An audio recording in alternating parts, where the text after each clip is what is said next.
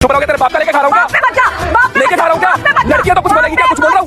कल से तो रोई जा रही है। तू तो बोल रही है, तू कौन है? गुंडा गुंडे गुंडा है तू। गाली भी नहीं है, औरत तो औरत की तरह गाली भी नहीं है, गाली भी नहीं है।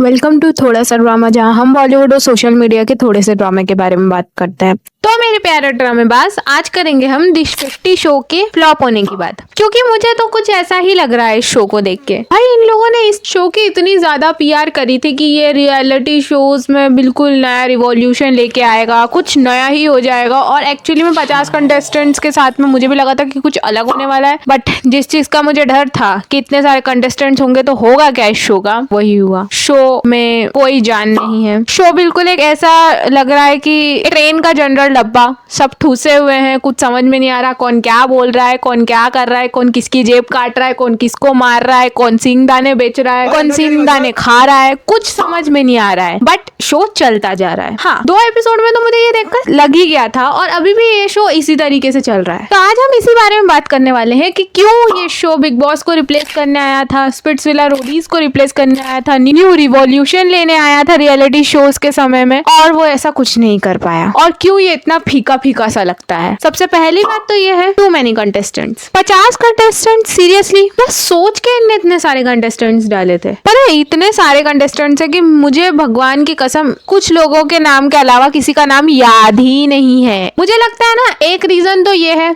50 लोगों वाला कॉन्सेप्ट बाहर के देश में चल गया था रियलिटी शो में, तो यहाँ भी चल जाएगा। और मुझे लगता है दूसरा रीजन ये भी हो सकता है 50 कंटेस्टेंट्स को लाने का, कि इनकी ऑडियंस भी आ जाएगी। बट मुझे एक बात बताओ, या बिग बॉस और रोडीज वालों की कोई ऑडियंस है भी? इनकी ऑडियंस जिंदा भी है? जस्ट किडिंग यार, जस्ट किडिंग। बस मेरे को ये बात समझ में नहीं आई कि क्यों इतने सारे लोग डाल दिए इन लोगों ने। मुझे लगता है सिर्फ फैन फॉलोइंग जो है ना, वो सोशल मीडिया पे जो है, और कुछ लोग जो रेलेवेंट हैं अभी तक, उनके अलावा बाकी सबकी खो चुकी है। और भाई, इस शो में इतने सारे कंटेस्टेंट्स तो है ही है, उसके साथ में बिग बॉस के आधे से ज्यादा लोग, स्पिट्सविला से आधे से ज्यादा लोग, भाई इतने ज्यादा रियलिटी शोज वाले भर दिए हैं कि मुझे ऐसा लगने लग गया है कि मैं शायद, कभी लगता है कि रोडीज देख रही हूँ, कभी लगता है स्पिट्सविला देख रही हूँ। दी 50 नहीं है, उसमें बहुत कम ऐसे कंटेस्टेंट्स हैं जिनकी खुद की एक पर्सनैलिटी है। बाकी सबकी तो एक आजकल ऐसी पर्सनैलिटी बन जाती है कि रियलिटी शोज में आना है तो किसी ना किसी को कुछ ना कुछ बोलना ही है, चिल्लाना ही है, क्योंकि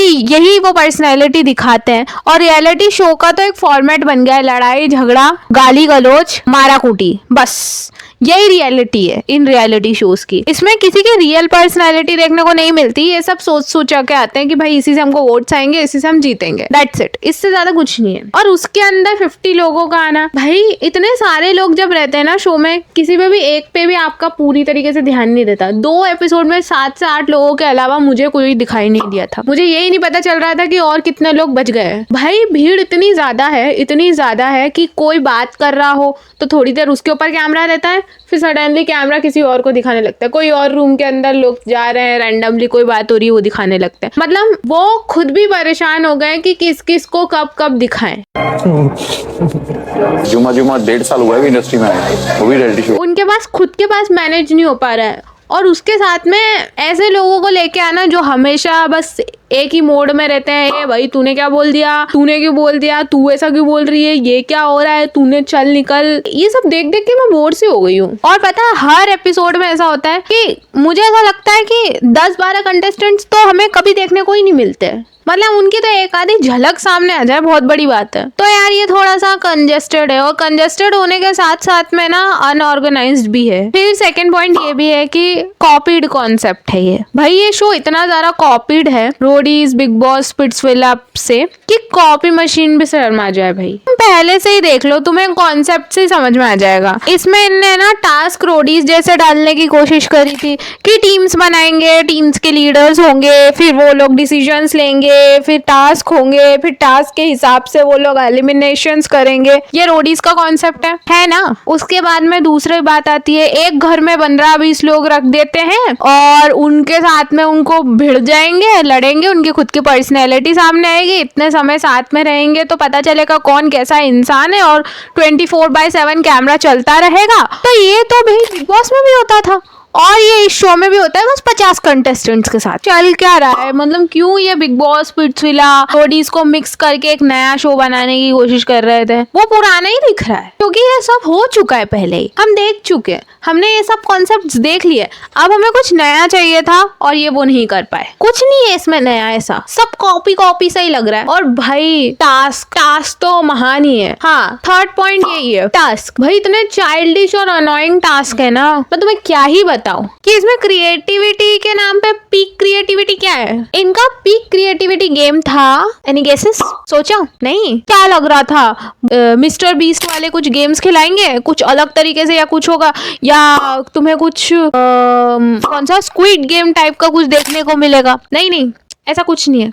म्यूजिकल चेयर खिलाई इनने। चलो मैं मान लेती हूँ तुमने म्यूजिकल चेयर खिलाई और उसका बजट दिखाने के लिए तुमने हिमेश रेशमिया को बुला के गाना गवा दिया, ये तुम्हारी क्रिएटिविटी थी। ठीक है, मान लिया कि एक एपिसोड तुमने इसी में निकाल दिया। भाई मैंने फिर एक और ऐसा गेम देखा जो बिल्कुल बच्चों जैसा था, वो रिडल्स वाला। भाई वो रिडल्स 20 रिडल्स सॉल्व करी थी शायद उनने, पूरा एपिसोड उसमें निकल गया, उसी के ऊपर बात हो रही है, उसी से रिलेटेड सब चल रहा है और कुछ नहीं। भाई उसमें कुछ मजे नहीं आए। अब मुझे ऐसा लगता है कि इनने जिस हिसाब से 2 टास्क दिखा दिए हैं, अगला टास्क पासिंग द पार्सल हो सकता है, ट्रूथ देयर फायर हो सकता है, या तो जो भी हमारे स्कूल डेज में हम खेलते थे उनमें से कोई सा भी टास्क हो सकता है। ठीक है, और इस हिसाब से अगर तुम्हें गेम्स रखने हैं, इस हिसाब से तुम्हें अगर टास्क रखने हैं, तो मैं अपना स्कूल स्पोर्ट्स डे का वीडियो देखना चाहूंगी, ना कि D50, क्योंकि वो ज्यादा नॉस्टैल्जिया और ज्यादा अच्छा लगेगा। क्योंकि इसमें तो मुझे बिल्कुल मजा नहीं आ रहा। भाई वो ऐसा लग ही नहीं रहा कि कोई मतलब मजे से नहीं आ रहे यार, मतलब कोई वाइब नहीं आ पा रही कि भाई कुछ खतरनाक सा ही हो गया, कुछ मजेदार सा ही हो गया, वैसा वाला कोई सीन नहीं है इसमें। हाँ, मतलब इन लोगों ने एफर्ट्स भी नहीं डाले यार गेम्स में, बिल्कुल एफर्ट्स नहीं डाले, मतलब कोई क्रिएटिविटी नहीं थी। और भाई फोर्थ पॉइंट है ना, सबसे बुरा है कि रेगुलेशंस और रूल्स नाम की तो कोई चीज ही नहीं है इस शो में। किसी को भी कोई मार रहा है, किसी को भी कोई कुछ भी बोल रहा है कि तू औरत है, जाके आदमी को बुला के ला लड़ने के लिए, मतलब कुछ भी कोई बोल रहा है, कोई किसी के बैकग्राउंड पे जाके बोल रहा है, तुम्हारी परवरिश के बारे में बोल रहा है, कोई ये बोल रहा है कि हम टीवी स्टार्स हैं, हमें मेहनत करनी पड़ती है, इन लोगों को तो फ्री का मुफ्त का माल मिला है।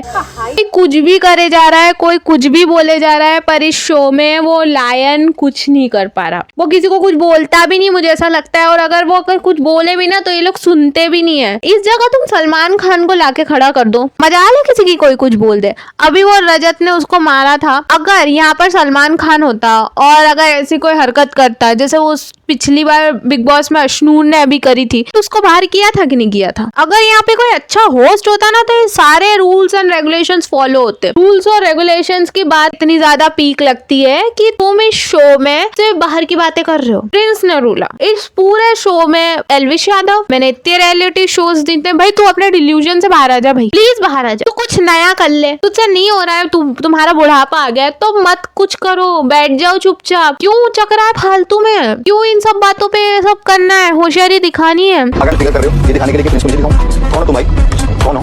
मैं नॉर्मल लाइफ में बिलीव करता हूं, मैं इंटरनेट पे बिलीव करता हूं। मैंने वो पहली बार अपनी लाइफ में 10 साल में पहली बार इंटरनेट पे किया कि तुम सोशल मीडिया करते हो, लोकेशन करते हो, मैं तेरे लोकेशन पे। और भाई मैक्सटन तू ना, सबको ये समझ में आ चुका है कि तू एल्विश यादव का सिर्फ और सिर्फ नाम यूज कर रहा है इस शो में भी। मुझे एक बात बताओ कि अगर तुम्हें बाहर की ही बातें करनी है, और यही नहीं बाकी सब कंटेस्टेंट भी, जो भी लोग बाहर की बातें कर रहे हैं, मुझे एक बात बताओ, इस शो में तुम सिर्फ बाहर की बातें करने आए हो तो मत करो, क्योंकि ये सब हमको पहले से ही पता है। कंक्लूजन तो ये है भाई इस शो का, मैं तो बहुत डिसअपॉइंटेड हूँ इस शो से, क्योंकि भाई इस शो में इन लोगों ने ना पूरे शहरों में घुमाया था। मैंने एक इंस्टा पे वीडियो देखा था, मुझे थोड़ा सा तो ऐसा लगा कि गड़बड़ तो है। एलिमिनेट भी उनने बहुत गंदे तरीके से ही किया था। फर्स्ट एलिमिनेशन, वो वंशज वाला जो एलिमिनेशन था, वो तो बहुत ही बकवास था। एक और इंसान का एलिमिनेशन था जिसमें उनने बोला था कि तुम बहुत अच्छे हो इसलिए तुम एलिमिनेट हो गए। भाई ये कैसा रीजन है, ये कैसा रीजन है, और ये किस तरीके की एलिमिनेशंस चल रही है इस शो में। तो भाई मैं तो बहुत डिसअपॉइंटेड हूँ। मैं ये नहीं बोलती कि तुम देखो, तुम मत देखो, ये तुम्हारा पर्सपेक्टिव है। मेरे हिसाब से मेरा हो गया है। अगर इस शो में कुछ बहुत बड़ा होता है तभी मैं ये शो देखने वाली हूँ, नहीं तो मेरे पास बहुत ज्यादा कंटेंट है देखने के लिए, मैं वही देखूंगी। तो लाइक शेयर सब्सक्राइब करें। हम आपसे मिलते हैं नेक्स्ट वीडियो में। Thanks for watching. खत्म।